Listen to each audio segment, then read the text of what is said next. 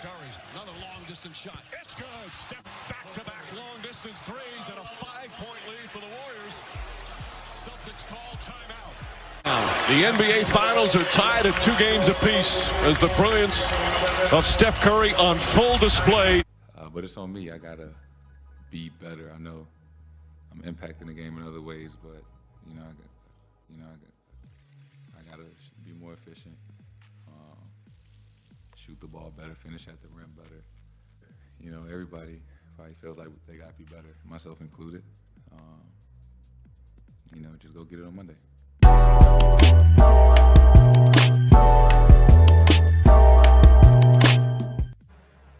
YouTube, how's everyone doing? Jags to Riches, James Peters, thank you all so much for your time. Straight to it, guys. NBA Finals Game 4 wrapped up last night. Golden State would storm back to tie up the series 2-2 with a 107-97 victory behind a Steph Curry just masterpiece. I mean, brilliant performance from him. First, guys, I'd like to apologize for my absence. A change in my schedule at work. I work overnights, and with the later start time, it's kind of put me in a shitty situation. I could only stall for so long before the real world came calling back, and unfortunately, the Celtics just kept on winning. So that on top of I'm about 2 hours away from a baby shower and a maternity photo shoot last week. It's just been crazy. So forgive me on that. But got on the pregame show last night with Bobby, Laney, and my man Easy. Excellent turnout. You know what I mean? And it was one of those things, guys. We got into the importance of what that Game 4 meant as far as potentially wrapping up this series, or really putting the Golden State Warriors in a tough spot. However, and this game reminded me a lot of, I believe, Game 5 of the semis, where it was just the Celtics seemed to be in control, even though it was competitive.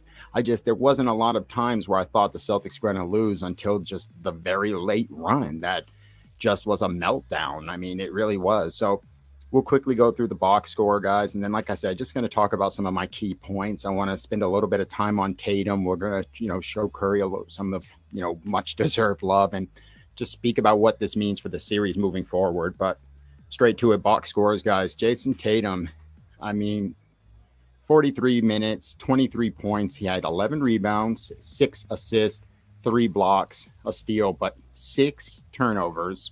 And he was 8 for 23 from the field. He was 4 for 8 from the 3.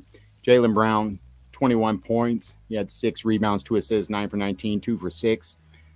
And then you have Marcus Smart, solid game with 18 points. He had 4 rebounds, 5 assists. Rob Williams, he's been, a bright spot, in this last couple games here. 7 points, 12 big rebounds. I believe he had 10 of them in the first half. 4 assists, but 2 blocks. He's averaging right around 3 blocks on the series. Off the bench, Derek White was excellent. 36 minutes, but 16 points, a big spark for us. And looking at the opponent, showing them some love and respect, Steph Curry, 43 points, 10 rebounds, what? 4 assists. He was 14 for 26 from the field, 7 for 14 from the 3. You had Andrew Wiggins, who has been solid throughout the series, plus 20 at 17 points and 16 rebounds. Wow, what a beast on the boards. Looking at Klay Thompson with 18 points. You had Jordan Poole off the bench with 14, and then Draymond Green with 2 points. He did have 9 rebounds and 8 assists, but 1 for 7 from the field, 0 for 2. I believe he is now 0 for 9 from the 3 for the series. But right at Steph Curry, man, he obviously, that was the second best, I think, scoring performance of his career in the finals at 43. He has been incredible throughout this entire series. Coming into this game, he was averaging 31 on the series and shooting 49%, right? 34 points in game 1, 29 in game 2, 31 in game 3. And then, of course, following this up with a 43-point performance. He was absolutely incredible. He damn near scored half of this team's points. He willed them to victory. And when it comes to these individual performances, now obviously Steph Curry is the greatest shooter of all time. In my opinion, he is still a top 6. He's right in that 4, 5, 6 range for me with, Embiid and Jokic, Curry. Those 3 guys fight for those spots. And again, he's arguably it's not arguable. He's the greatest shooter of our time. And he's right up there as one of the best point guards, with the, Magic Johnsons and Stocktons and Isaiah Thomas from Detroit's of the world. I mean, he's right up there. He's incredible. He's a legend. He's a Hall of Famer. He's a multiple-time champion. We've dealt with this, though, these individual crazy performances. I mean, people, let's not forget, and for the Golden State fans, when we went through Milwaukee, listen to this little stretch from Giannis. 42 points, 34 points, 40 points, 44 points. Those were all consecutive. Oh, rebounds. How about this? 18, 11, 20, 20.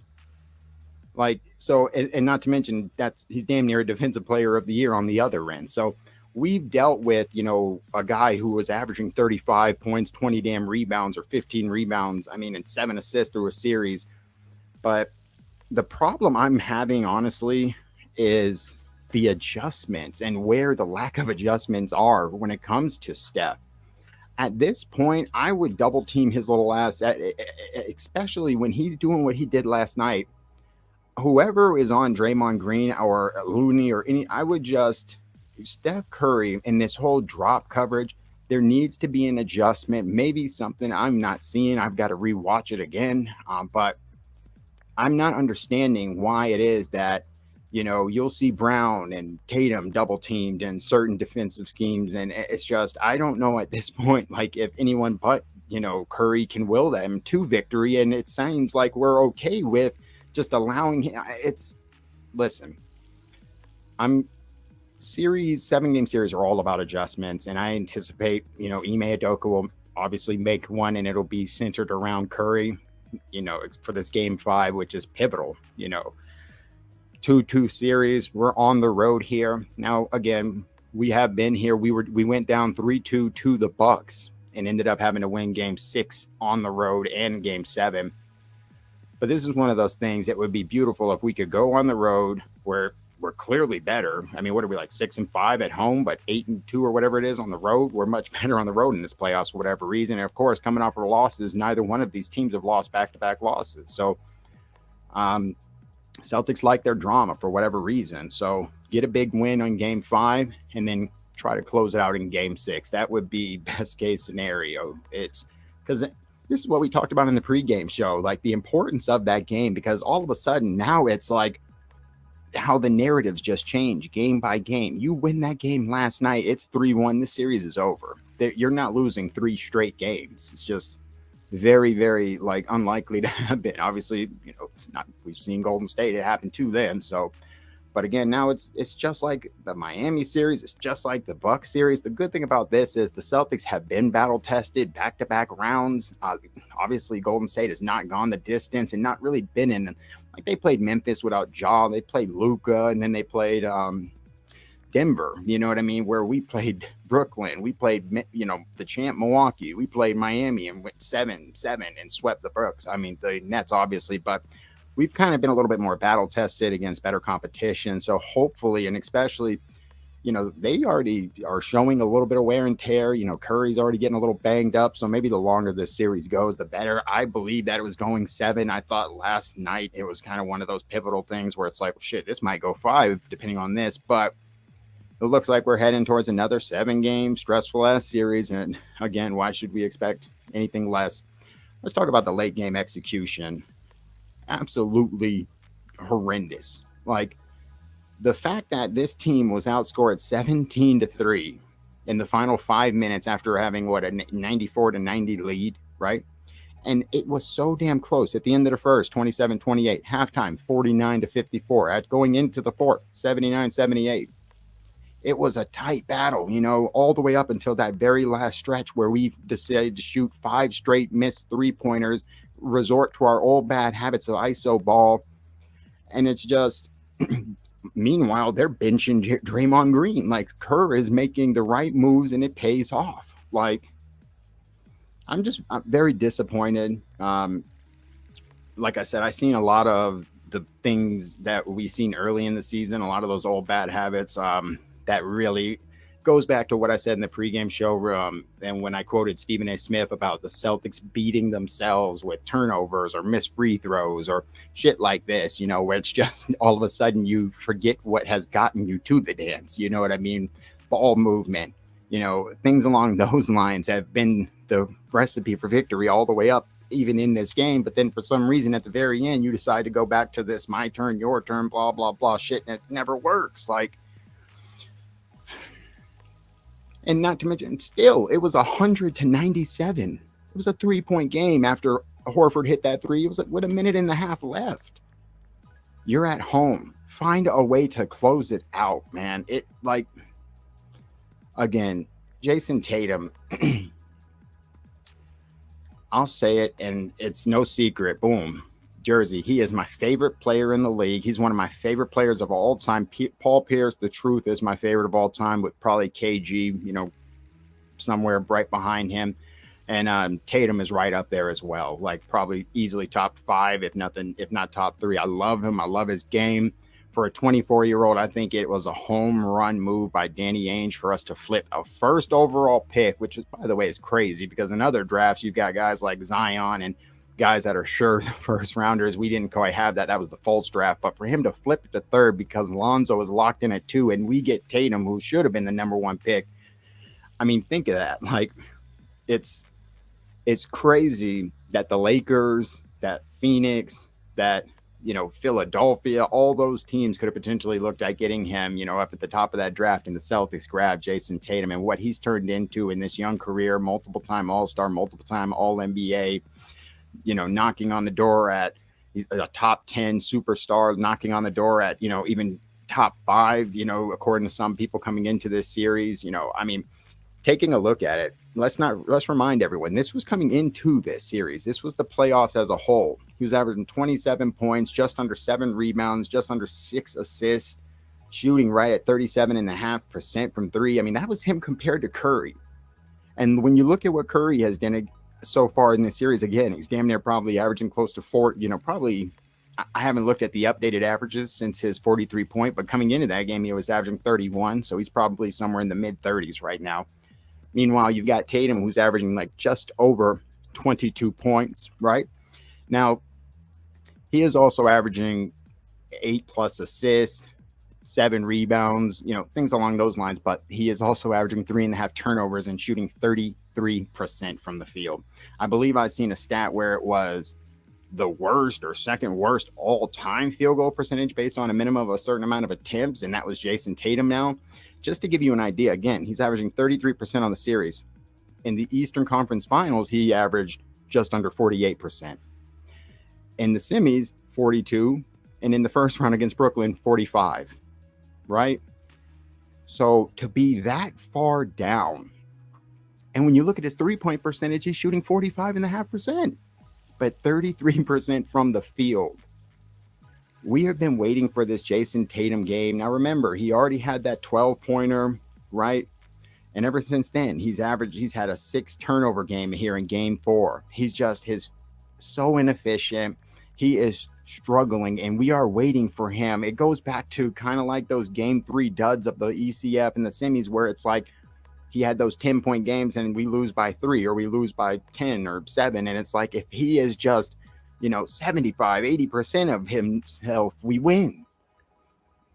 And it's, again, when you see a guy like Curry on your home court going for 43, and that doesn't get you fired up, you know what I mean? You have to respond and you have to match that intensity. And we have 2 guys that are capable of doing it with Jaylen and Jayson. So this one really is on Jayson Tatum. He said so, himself. And again, at this point now, he is having his worst series by far. I mean, the opening round, he averaged nearly 30. The Milwaukee series, damn near 28. And against the Heat with their defense, he was still averaging damn near 25 plus. I mean, Jaylen Brown has outplayed him. He would be the front runner to win finals MVP, I believe, if we won today. You know what I mean? But the Celtics, they missed out on a great opportunity of going up 3-1. Instead, it's 2-2 heading back to Cali. And again, it goes back to the Boston Celtics beating themselves. I mean, the turnovers, the inefficiency, the ISO ball, the jacking up threes, the Marcus Smart shot late, and Jaylen Brown not really getting his opportunities. And If your number one doesn't have it, it is okay to give it to your number two, especially when your number two just had a 17-point first quarter last game. I mean, I'm obviously just frustrated, guys. That was just a very pivotal game where you could wrap up an NBA Finals. That basically is as close to victory as it gets if you can, for one night at home, just focus and bring it together. You knew that Golden State was going to play with desperation. We talked as much. Of course they are.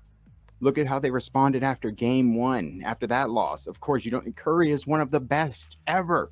You don't think he is clearly the best in this series, right? I mean, so far, everyone's been putting Tatum up higher, closer to that top five because, the first round, he outplayed KD. You can't say he outplayed Giannis, but I mean, he went toe-to-toe with Jimmy Butler. He actually did go toe-to-toe with Giannis at points. I mean, he didn't, like I said, averaged 28 in that series. He was excellent at times. I mean, responded huge after dud games or those 10-point games. He came back and was averaging 30 plus. Where is that performance from Jayson Tatum? As our guy Sporting with Duran said, if you want to sit at the table with the best in the league, you have to respond in these moments. And I need more out of Jayson Tatum. It is simple as that. It is time, Tatum. No more bullshit. That game was on you. Game one was another one with only 12 points. How about we go on the road game 5 to Cali and you drop a 40-piece response to Curry's 40-piece and bring us back to TD Garden 3-2. Again, guys, I want to thank you all so much for your time and your patience with me for my absence. I apologize again. Pre-game, post-game, all the above. Please go check out Celtics Corner. Bobby dropped a video over there, and if you get a chance to check out the pre-game show, make sure you do. Jags to riches, James Peters. I hope you have an excellent conclusion to your day and weekend. Take care, guys.